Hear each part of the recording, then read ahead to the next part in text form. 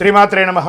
సద్గురు జ్యోతిష్యాలయం వారి యొక్క విశ్వావసునామ సంవత్సర 2025 మార్చి 29 నుండి మొదలు పెడితే మళ్ళీ 2026 మార్చి 28 వరకు వచ్చే ఈ తెలుగు నూతన సంవత్సరంలో వచ్చినటువంటి సంవత్సర రాశి ఫలితాలని మనం ఇప్పుడు తెలుసుకోబోతున్నాం. ప్రతి ఒక్కరికి ఏముంటుందంటే, గురుగారు నాకు ఎలా ఉండబోతుంది ఈ సంవత్సరం, నాకు ఆరోగ్యం ఎలా ఉంటుంది, నాకు ఐశ్వర్యం ఎలా ఉంటుంది, నా వ్యాపారం ఎలా ఉంటుంది, నాకు ఉద్యోగం ఎలా ఉంటుంది, నాకు అసలు ఉద్యోగం వస్తుందా రాదా, నాకు వివాహం అవుతుందా అవదా, నాకు సంతానం కలుగుతుందా కలగదా, నా వ్యాపారం అభివృద్ధి అవుతుంది, నేను విదేశాలకి వెళ్తానా వెళ్ళనా, ఎన్నో ప్రశ్నలతో కూడినటువంటి ఆ ప్రశ్నలకు సమాధానమే ఈ గోచార గ్రహస్థితి. ఇందులో మళ్ళీ చెప్తున్నాను, గోచార గ్రహస్థితి మీ యొక్క వ్యక్తిగత జాతకానికి ఒక 30 నుంచి 40% మాత్రమే వర్తిస్తుంది.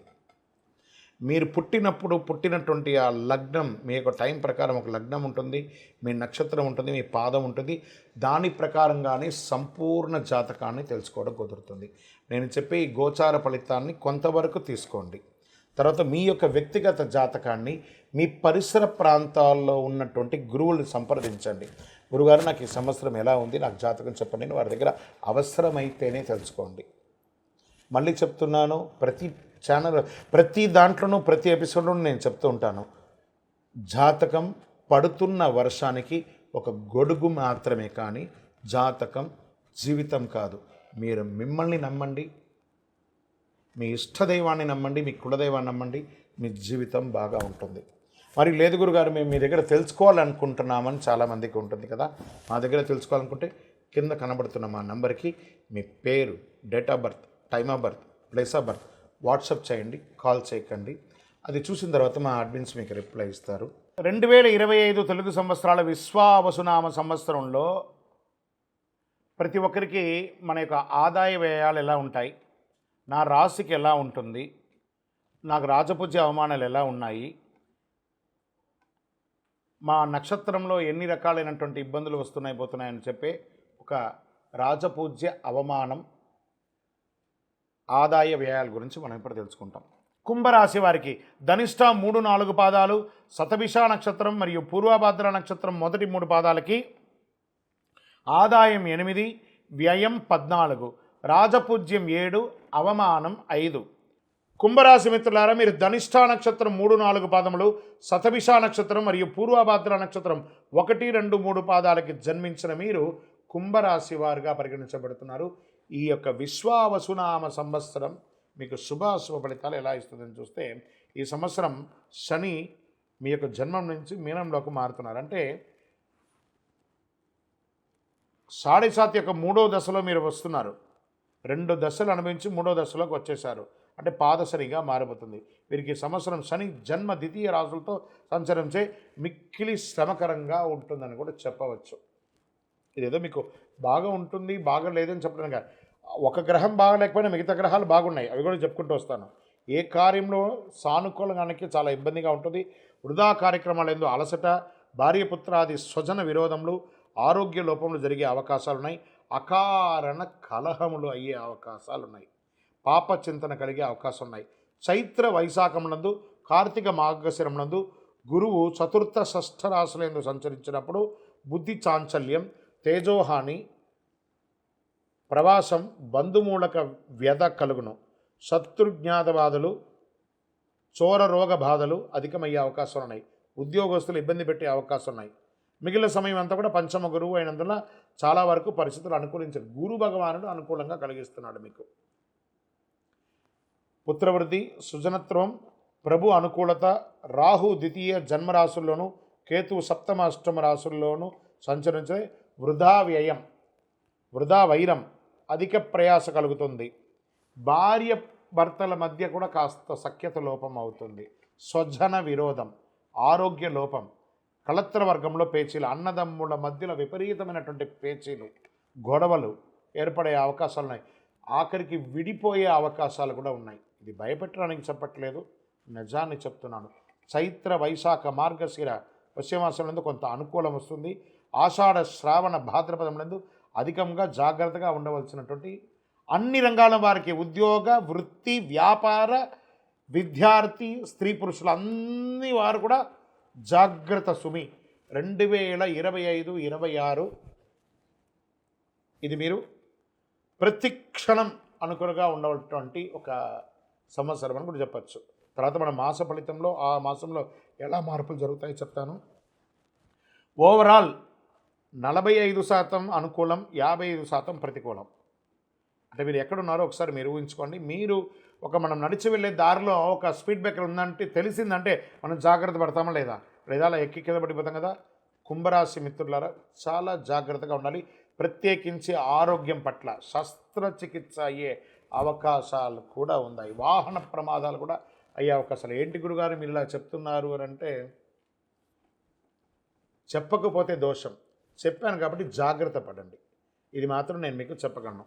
నక్షత్రపరంగా ధనిష్టా వారికి ఆషాఢ బహుళం నుండి సంవత్సరాంతం వరకు నైదన తారయందు కేతు సంచారం. సప్తమిష వారికి మార్గశిర శుక్లం నుండి సంవత్సరాంతం వరకు జన్మతారయందు రాహు. ఆషాఢ బహుళం నుండి సంవత్సరం వరకు కేతు సంచరిస్తున్నారు. పూర్వభాద్ర వారికి సంవత్సరారంభం నుండి వైశాఖ పూర్వార్థం వరకు, తిరిగి భాద్రపద బహుళం నుండి మాఘ పూర్వభద్రం వరకు జన్మతారయందు శని. సంవత్సరారంభం నుండి కార్తీక బహుళ వరకు జన్మతారయందు రాహు సంచరిస్తున్నారు. మొత్తం మీద మీరు ఈ సంవత్సరం చాలా జాగ్రత్తగా ఉండాలి. నవగ్రహ శాంతి చేయాలి. శని భగవాన్ని ప్రార్థన చేయాలి. దేహి మే బుద్ధి వైశిష్ట్యం, దేహి మే నిత్య యవ్వనం, దేహి మే పరమానందం. దేవదేవ శనీశ్వర స్వామి భగవానుడా, శని భగవానుడా నువ్వే మాకు దిక్కు, వేరే గతి లేదు, సర్వస్య శరణాగతి. ఇలా పొందండి. మీ ఇష్ట దైవాన్ని ప్రార్థన చేయండి. వెంకటేశ్వర స్వామి వారిని స్తుతించండి. ఏదైనా ఒక దీక్ష తీసుకోండి, ఆధ్యాత్మిక దీక్ష తీసుకొని ఆధ్యాత్మిక చింతనతో ప్రవర్తించండి. 7 అనే ఒక సంఖ్య, 9 అనే ఒక సంఖ్య మీకు కలిసి వస్తుంది. బ్రౌన్ కలర్, బ్లూ కలర్ ఎక్కువ ధరించండి.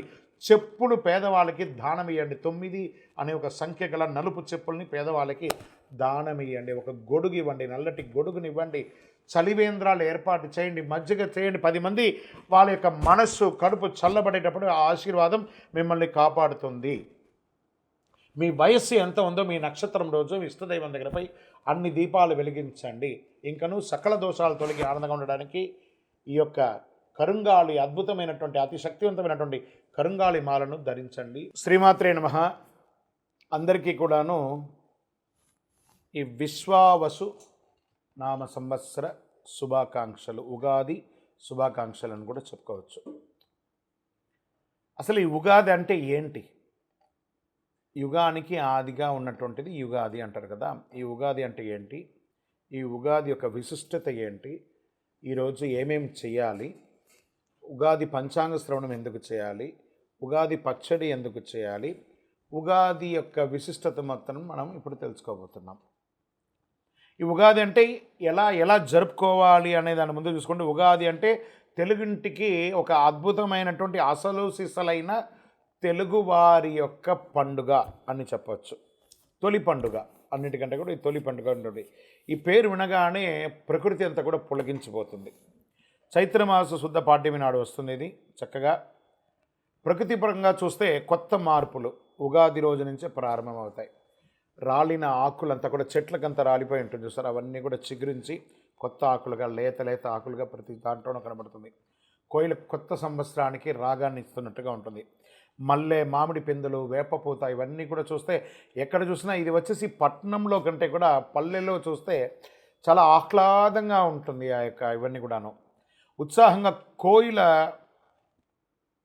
కుహుకారం చాలా అద్భుతంగా ఈ యొక్క నెలలో కూడా వినబడుతుంది అంటారు. పూల పరిమళాలు, మల్లెపూలు, రకరకాలైనటువంటి సుగంధభరితమైనటువంటి పూలంతా కూడా పుష్పించే సమయం ఈ యొక్క ఉగాది సమయంలో.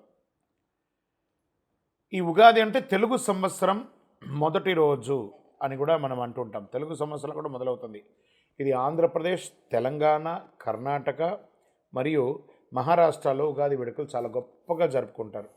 తెలుగు రాష్ట్రాలతో పాటు మహారాష్ట్రలోనూ తెలుగు సంవత్సరాదిని చాలామంది జరుపుకుంటున్నారు. వారి భాషల్లో ఈ ఉగాదిని పిలుచుకుంటారు. ఆంగ్ల సంవత్సరం జనవరి 1 నుండి డిసెంబర్ 31 వరకు ఎలా ఉంటుందో తెలుగు సంవత్సరం కూడా ఏడాది పేరుతో ప్రారంభమై చైత్రం నుండి పాల్గొన్న వరకు 12 నెలలుగా ఉంటాయన్నమాట. ఇది అప్పుడప్పుడు అధిక మాసాలు వస్తే 13 నెలలుగా కూడా ఈ యొక్క ఉగాది అనేది ఉంటుంది. అసలు ఉగాది ఎందుకు జరుపుకుంటాం? దాని వెనక ఉన్న పురాణ గాథలు ఏమైనా ఎవిడెన్స్ ఉన్నాయా?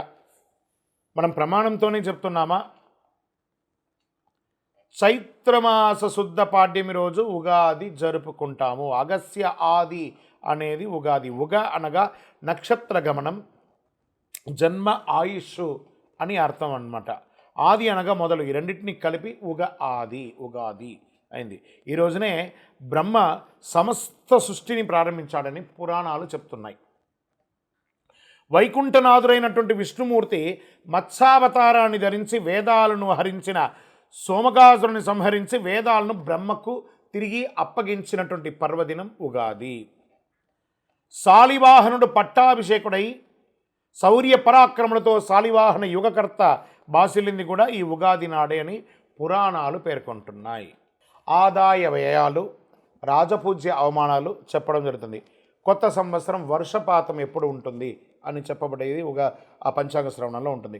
శుభముహూర్తాలు ఎప్పుడెప్పుడు ఉన్నాయి, తర్వాత కర్తరి ఎప్పుడు ఉంది, మూడాలు ఎప్పుడు ఉన్నాయి, ఈ వాతావరణంలో ఏమైనా తేడా ఉందా, తర్వాత సంక్షోభం ఏమైనా ఉందా, అతివృష్టి అనావృష్టి ఏమైనా ఉందా, పంటలు ఎలా పండుతాయి, ప్రధానంగా పెళ్ళిళ్ళ సీజన్ అప్పటి నుంచి ప్రారంభమవుతుంది కాబట్టి పెళ్ళిళ్ళు ఎలా ఉన్నాయి, ముహూర్తాలు అసలు ఉన్నాయా లేదా, తిరిగి ఎప్పుడు మంచి ముహూర్తాలు వస్తాయి. ఉగాది రోజున పంచాంగ శ్రవణం అన్ని దేవాలయాల్లోనూ, అన్ని ఊరిలోనూ, మన గ్రామ పంచాయతీలో కానీ, రాష్ట్ర ప్రకారం అయితే పెద్ద పెద్ద అధికారుల ముందర కానీ, లేదా గవర్నర్ బంగ్లాలోనూ, సీఎం బంగ్లాల్లోనూ ఒక్కొక్క వారి యొక్క ప్రకారం అందరూ చేసుకోవడం జరుగుతుంది.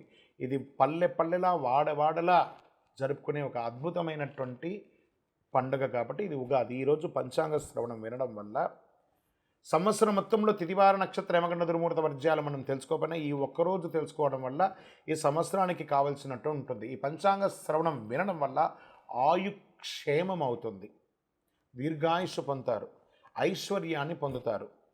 ఏ విధమైనటువంటి ఆటంకాలున్నా మనకు కూడా అనిపిస్తుంది మనం ఏదైనా నిర్ణయించుకోవాలి, ఈ సంవత్సరం ఈ విశ్వావసునామ సంవత్సరంలో నేను ఏదైనా సాధించాలి అనే దానికి శ్రీకారం చుట్టే ఒక ప్రక్రియ ఉన్న రోజే ఉగాది. కాబట్టి ప్రేక్షక మిత్రులందరూ కూడా మా ఛానల్ ద్వారా చూస్తున్నటువంటి వారు ఇది మీకు నచ్చిందంటే సబ్స్క్రైబ్ చేయండి, లైక్ చేయండి, మీ మిత్రులకు అందరికీ కూడా షేర్ చేయండి. ఉగాది రోజు ఒక్కటి చేస్తే 1000 రెట్లుగా మీకు అనుగ్రహం కూడా వస్తుంది. ఇది మాత్రమే కాదు, మా యొక్క ఛానల్ అభివృద్ధి కోసమే కాదు, మీరు కూడా మంచి విషయాలను తెలుసుకున్నారు, ఒక ఆనందం అనిపిస్తేనే ఇతరులకు షేర్ చేయండి. ఉగాది పండుగ ఎలా జరుపుకోవాలి ఏమన్నా ఇవన్నీ పంచాంగ శ్రవణం అని చెప్పేది. ఉగాది పండుగ ఎలా చేయాలి? ఉగాది రోజు సూర్యోదయం కంటే నిద్ర లేవాలి. ముందు చక్కగా తలకు నువ్వుల నూనె పెట్టి అభ్యంగన స్నానం, చక్కగా సూర్యుని ముందర నిలబడుకొని ఒకసారి సూర్య నమస్కారాలు చేసేసుకొని తల స్నానం చేయాలి. నలుగు పిండి పెట్టుకుంటే నలుగు పిండి పెట్టుకొని చేయండి. కొత్త బట్టలు ధరించండి, ఇష్టమైన దేవుడికి పూజించండి. ఇంటికి మామిడి ఆకులు, వేప ఆకులతో చక్కగా తోరణాలు కట్టండి, బంతిపూలతో పూలసరాలతో కట్టండి, ఇష్టమైన దేవుని పూజించండి. ఉగాది పచ్చడి తాగండి. ఆహారం తినడానికంటే ముందు ఉగాది పచ్చడి తాగండి. ఉదయం లేదా సాయంత్రం వీలు చూసుకొని గుడికి వెళ్ళండి.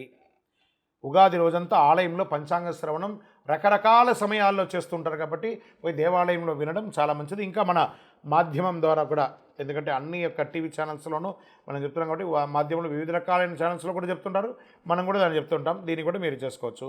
ఉగాది రోజు పంచాంగ శ్రవణం వింటే మంచిది, ఆయుష్కరమని పెద్దలు చెప్పారు. ఇది నిజమా కల్పితమా అనేది పక్కన పెడితే పంచాంగ శ్రవణం అనేది విశ్వాసంతో ముడిపడి ఉన్నది కాబట్టి పంచాంగ శ్రవణం వల్ల విశేష పుణ్యం లభిస్తుంది. మీ పెద్దవాళ్ళకి అందరికీ నమస్కారం చేయండి. పేద జల్లు వాళ్ళకి అందరికీ బట్టలు కొనియడము, లేదా మజ్జిగ, ఇప్పటి నుంచి వేసవి తాపడం అవుతుంది కాబట్టి చలివేంద్రాలు ఏర్పాటు చేయండి. చలివేంద్రాలు ఏర్పాటు చేసి మంచినీళ్ళు ఏర్పాటు చేయండి, మజ్జిగ ఏర్పాటు చేయండి. పేదవాళ్ళు ఎవరైనా ఉంటే వాళ్ళకి చక్కగా చెప్పులు కొనియండి, గొడుగు కొనియండి. ఇలాంటి సేవా కార్యక్రమాలన్నీ కూడా చేయొచ్చు ఈ ఉగాది రోజు. ఇది మనం చేయవలసినటువంటి పని. అన్నిటికంటే కూడా ప్రేమగా చిరునవ్వుతూ ఉండే, అద్భుతంగా చేసుకునే భక్ష భోజనాలతో కూడినటువంటి ఆహారాన్ని మన ఇంట్లో వండి ఇతరులకు కూడా పంచిపెడితే ఐశ్వర్యం కలుగుతుంది. నహి నహి బహుదానం అన్నదానం సమానం అన్నారు. ఉగాది రోజు వీలుంటే ఒక్కరికైనా భోజనం పెట్టండి. ఉగాది పచ్చడి ఈ ఉగాది పచ్చడి ఎందుకు చేస్తారు, ఎలా చేస్తారు, దీనివల్ల జరిగే మంచి చెడు ఏంటి, ఎందుకు ఉగాది రోజు ఉగాది పచ్చడి చేస్తున్నాం? ఈ ఉగాది రోజు ప్రతి ఇంట కనిపించేది ఉగాది పచ్చడి. మనం ఒకవేళ ఎవరింటికి పోయినట్టు ముందు పచ్చడి ఇచ్చేస్తారు. మనకు అప్పటికే చాలా తాగేసి ఉంటాం, ఒక రకంగా ఉంటుంది, అయినా తాగుతాం ఎవరింటికి పోయినా. ఈ పచ్చడి తయారు చేయడంలో అనేక అర్థాలు ఉన్నాయి. పచ్చడిలోనే జీవితాలు అన్ని పాళ్ళు కలిసి ఉంటాయని చెబుతారు.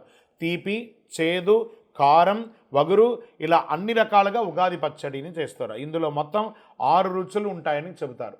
ఈ షడ్రుచులు అంటారు చూసారా, ఈ షడ్రుచులు మన శరీరంలో ఏమవుతుంది, ఈరోజు ఉగాది పచ్చడి చేయడం వల్ల మనం సంవత్సరం అంతా రకరకాలైనటువంటి ఆహారం తిని ఉంటాం చూసారా, అవన్నీ కూడా ఎక్కడో ఒక చోట స్టక్ అయ్యి ఉంటుంది. కొలెస్ట్రాల్ రూపంలో కానీ, లేదా బోన్లో కానీ, లేకపోతే రక్తంలో కానీ ఏదో రకంగా అది ఫిక్స్ అయి ఉంటుంది.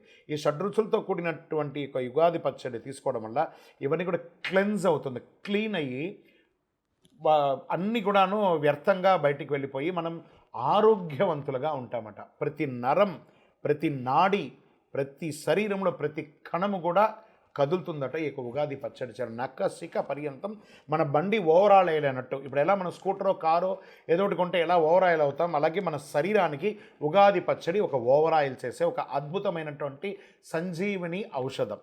అంత గొప్పదనమాట. ఇందులో తీపికారం, పులుపు, వగరు, చేదు, కారం కలయికతో ఉగాది పచ్చడి తయారు చేస్తారు. మన జీవితంలో అన్ని రుచి చూడాలంటే ఈ ఉగాది పచ్చడి విశిష్టత. కష్టాలు, సుఖాలు, దుఃఖాలు, సంతోషాలు, ఇలా అన్ని జీవితంలో చూడాల్సిన వస్తుందని ఈ పచ్చడి ద్వారా మనం సంస్కృతి మనకు తెలియజేసే ఒక మహత్తరమైనటువంటి ఒక విషయం అనమాట ఇది. ఈ పచ్చడిలో కలిసే వేప పువ్వు చేదుకి గుర్తుగా, మామిడి ముక్కలు పులుపుకి గుర్తుగా, అరటిపండ్లు తీపికి గుర్తుగా ఇందులో జత చేస్తూ ఉంటాను. బెల్లాన్ని కూడా ఇందులో కలుపుతాం. వేసవి కాలంలో వేడి చేయకుండా పూర్తిగా తిన్నది జీర్ణం కావడానికి వీటిని ఉగాది పచ్చడిలో ఉపయోగిస్తారని పెద్దల కాలం నుంచి దీన్ని పాటిస్తూ మనం వస్తున్నాం. పచ్చడితోనే ఈ పచ్చడి తినడం ద్వారా జీవితం అంటే అర్థమయ్యేలా పూర్వీకులు ఈ తరం వారికి చెప్పే ఒక మిగిలినటువంటి మనకు ఒక అవశేషం అని కూడా చెప్పవచ్చు. ఈ జనరేషన్తో ఫాస్ట్ జనరేషన్ కదా, అలాంటిది ఒక మిగిలిందని ఒక అవశేషంగా చెప్పచ్చు. పచ్చడిలో మాదిరిగానే జీవితంలో షడ్రుచులు ఉంటాయి, వాటిని సంతోషంగా ఆస్వాదించాలని పెద్దలు ఉగాది నాడు నుండి మీరు ఉండాలని చెప్పారు. ఆరోగ్యకరమైనటువంటి ప్రయోజనాలు, అనేక ఔషధ గుణాలు ఉంది ఇందులో. శరీరంలో ఆరోగ్యాన్ని కాపాడుకోవడానికి ఈ రకమైనటువంటి రుచులు జీవితంలో అవసరమని కూడా చెప్పేలా ఉగాది పచ్చడి తయారు చేస్తారు. సుఖాలను ఎంత ఆనందంగా స్వీకరిస్తామో కష్టాలను కూడా అదే మాదిరిగా ఆనందంగా తీసుకుంటే జీవితంలో ముందుకు సాగి అద్భుతమైనటువంటి జీవితంలో ఈ విశ్వావసు నామ సంవత్సరంలో ఉగాది పచ్చడిలో ఉన్నటువంటి షడ్రుచులు ఉన్నట్టుగానే మీ జీవితంలో కూడా షడ్రుచులతో కూడినటువంటి జీవితంగా బతకాలని మనస్ఫూర్తిగా ప్రార్థిస్తున్నాం. విజయోస్తు.